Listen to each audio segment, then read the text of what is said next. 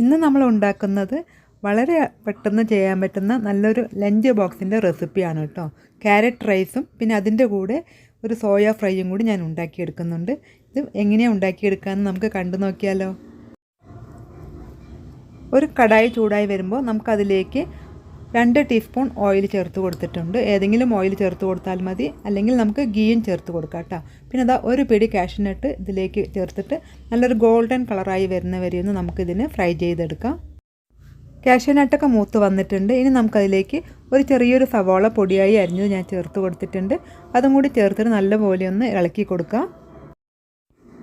പിന്നെ ഇതാ നമ്മൾ ക്യാരറ്റ് ഒരു ഗ്രേറ്റർ ഉപയോഗിച്ചിട്ട് ഇതുപോലെ അങ്ങ് ചിരകി എടുത്തിട്ടുണ്ട്. അത് നമുക്കിതിലേക്ക് അങ്ങ് ചേർത്ത് കൊടുക്കാം. ഒരു ക്യാരറ്റ്, വലിയൊരു ക്യാരറ്റിനെ ഞാൻ ഇതുപോലെ ചിരകി എടുത്തതാണ് കേട്ടോ അതിലേക്ക് ഇട്ട് കൊടുത്തിട്ടുള്ളത്. പിന്നെ അതിൽ ആവശ്യത്തിന് 1/4 ടീസ്പൂൺ ഉപ്പ് ചേർത്ത് കൊടുക്കാം. 1/2 ടീസ്പൂൺ മുളക് പൊടി ചേർത്ത് കൊടുക്കാം, അല്ലെങ്കിൽ ഗരം മസാലയോ നിങ്ങളുടെ ഇഷ്ടമുള്ള സാമ്പാർ പൊടിയോ ഒക്കെ ചേർത്ത് കൊടുക്കാം കേട്ടോ. ഞാനിവിടെ മുളക് പൊടി മാത്രമേ ചേർത്തിട്ടുള്ളൂ. പിന്നെ ആവശ്യത്തിന് മല്ലിയിലയും കൂടി ചേർത്ത് കൊടുത്തിട്ട് നമുക്ക് നന്നായിട്ടൊന്ന് ഇളക്കി യോജിപ്പിക്കുക. ലോ ഫ്ലെയിമിൽ തന്നെയാണ് കേട്ടോ ഞാൻ ഇട്ട് കൊടുത്തിട്ടുള്ളത്. ക്യാരറ്റ് ഒന്ന് ചൂടാവുമ്പോൾ തന്നെ അത് വെന്ത് കിട്ടും കേട്ടോ. അധികം വെന്തില്ലെങ്കിലും കുഴപ്പമൊന്നുമില്ല. ഇനി നമ്മൾ വേവിച്ചെടുത്തിട്ടുള്ള ചോറ് നമുക്കിതിലേക്ക് ചേർത്ത് കൊടുക്കാം. ഞാനിതാ 1 കപ്പ് ചോറ് ഇതിലേക്ക് ചേർത്ത് കൊടുത്തിട്ടുണ്ട്. ഇനി എല്ലാം കൂടി നന്നായിട്ടൊന്ന് ഇളക്കി യോജിപ്പിച്ചാൽ മാത്രം മതിയാവും. നമ്മുടെ ക്യാരറ്റ് റൈസ് ഇവിടെ റെഡി ആയിട്ടുണ്ട്.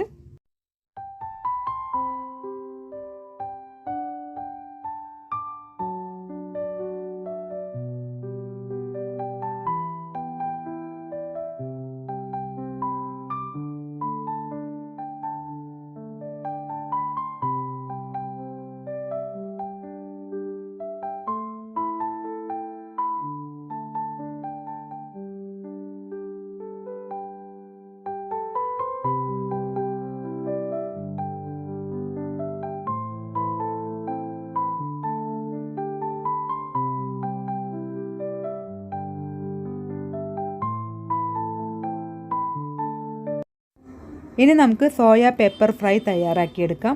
ഒരു കുക്കർ ചൂടായി വരുമ്പോൾ നമുക്കതിലേക്ക് 1 ടേബിൾ സ്പൂൺ ഓയിൽ ചേർത്ത് കൊടുക്കാം. പിന്നെ നമ്മൾ അതിൽ ചേർക്കുന്നത് ഒരു ചെറിയൊരു സവാള പൊടിയായിട്ട് അരിഞ്ഞത് ഇതിലേക്ക് ചേർത്ത് കൊടുത്തിട്ടുണ്ട്.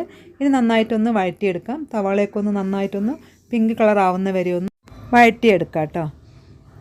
ഇനി നമ്മൾ അതിലേക്ക് ചേർക്കുന്നത് 1 ടീസ്പൂൺ ജിഞ്ചർ ഗാർലിക് പേസ്റ്റ് ചേർത്തിട്ടുണ്ട്.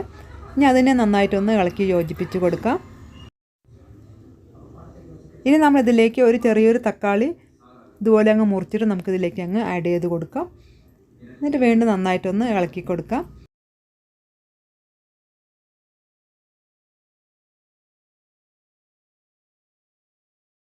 പിന്നെ അതിലേക്ക് 1/4 ടീസ്പൂൺ മഞ്ഞൾപ്പൊടി ചേർത്ത് കൊടുക്കാം. 1 ടീസ്പൂൺ മല്ലിപ്പൊടി ചേർത്ത് കൊടുക്കാം. 1 ടീസ്പൂൺ മുളക് പൊടിയും ചേർത്ത് കൊടുത്തിട്ടുണ്ട്. പിന്നെ അതിലേക്ക് ഫ്രഷ് ആയിട്ടുള്ള കറിവേപ്പില കൂടെ ചേർത്ത് കൊടുക്കാം. ഇനി നമ്മൾ നേരത്തെ തന്നെ സോയ ചങ്ക്സ് ചൂടുവെള്ളത്തിലൊക്കെ ഇട്ട് വെച്ചിട്ട് അതിന് 5 മിനിറ്റ് കഴിഞ്ഞ് നമ്മളിതുപോലെ അങ്ങ് പിഴിഞ്ഞെടുത്ത ശേഷം ഇതിലേക്ക് അങ്ങ് ചേർത്ത് കൊടുക്കാം. വെള്ളമൊന്നും ഒട്ടും ഇല്ലാതെ വേണം നമ്മൾ ഇതിലേക്ക് ചേർത്ത് കൊടുക്കാനായിട്ട്. എന്നിട്ട് നല്ലപോലെ ഒന്ന് മിക്സാക്കി എടുക്കാം കേട്ടോ. എല്ലാം കൂടി നന്നായിട്ടൊന്ന് മിക്സായി വരുന്നവരെ 1 മിനിറ്റ് നമുക്കിതുപോലെ അങ്ങ് ഇളക്കി കൊടുക്കാം.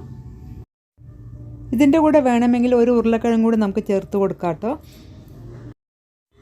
എല്ലാം കൂടി നന്നായിട്ട് വഴറ്റിയ ശേഷം നമുക്കതിലേക്ക് ഒരു 1/4 ഗ്ലാസ് വെള്ളം ചേർത്ത് കൊടുക്കാം കേട്ടോ. വെള്ളവും കൂടി ചേർത്ത് കൊടുത്ത ശേഷം നന്നായിട്ടൊന്ന് മിക്സാക്കി എടുക്കുക.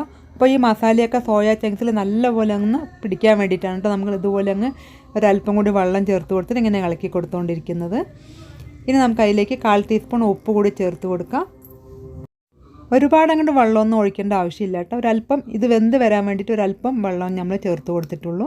നന്നായിട്ടൊന്ന് വീണ്ടും ഇളക്കിയ ശേഷം കുക്കറിൻ്റെ അടപ്പ് കൊണ്ട് അടച്ചിട്ട് നമുക്കിതിനെ ഒരു വിസിൽ വരുന്ന വരെ ഒന്ന് വേവിച്ചെടുക്കാം കേട്ടോ. ഒരു വിസിലിന് ശേഷം നമുക്ക് തുറന്ന് നോക്കാം. ഈ സോയ ചങ്ക്സ് വെന്ത് വരുന്ന നേരം കൊണ്ട് അതിലേക്ക് ചേർത്ത് കൊടുക്കാനുള്ള പെപ്പർ മസാലപ്പൊടി കൂടി നമുക്ക് പൊടിച്ചെടുക്കാം കേട്ടോ. 1 ടേബിൾ സ്പൂൺ കുരുമുളക് ചേർത്ത് കൊടുക്കാം. ചീനച്ചട്ടി ഒന്ന് ചൂടായി വരുന്ന സമയത്ത്. പിന്നെ അതിലേക്ക് 1 ടേബിൾ സ്പൂൺ കുമിൻ സീഡ് കൂടി ചേർത്ത് കൊടുത്തിട്ടുണ്ട്. നല്ല ജീരകം. എണ്ണയൊന്നും ചേർത്ത് കൊടുക്കണ്ട കേട്ടോ. നമുക്കിത് ഡ്രൈ ആയിട്ടാണ് നമുക്കിതിനെ വറുത്തിട്ട് പൊടിച്ചെടുക്കേണ്ടത് കേട്ടോ. ഇനി നമ്മൾ അതിലേക്ക് ചേർത്ത് കൊടുക്കുന്നത് 1 ടേബിൾ സ്പൂൺ പെരിഞ്ജീരകം കൂടി ചേർത്ത് കൊടുക്കുന്നുണ്ട്. Fennel seed. ലോ ഫ്ലെയിമിൽ ഇട്ട ശേഷം ഇതിന് നന്നായിട്ടൊന്ന് ചൂടാക്കിയെടുക്കാം കേട്ടോ. നന്നായിട്ടൊന്ന് ചൂടായാൽ മതി, നിറമൊന്നും മാറിപ്പോവരുത്. എന്നിട്ട് നമുക്ക് ചെറിയ മിക്സിൻ്റെ ജാറിലിട്ടിട്ട് ഇതിന് നല്ലപോലെ ഒന്ന് പൊടിച്ചെടുക്കാം കേട്ടോ.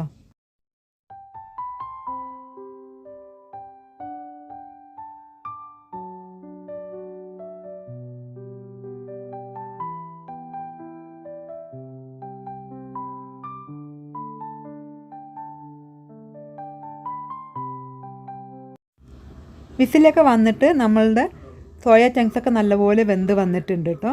ഒരു വിസിൽ തന്നെ മതിയാവും കേട്ടോ. ഇനി നമ്മൾ പൊടിച്ചെടുത്തിട്ടുള്ള പെപ്പർ മസാല ഉണ്ടല്ലോ, ഒരു ടീസ്പൂൺ ഫുള്ളായിട്ട് അങ്ങ് ഇതിലേക്ക് അങ്ങ് ചേർത്ത് കൊടുക്കാം. എന്നിട്ട് നല്ലപോലെ ഒന്ന് ഇളക്കി കൊടുക്കാം.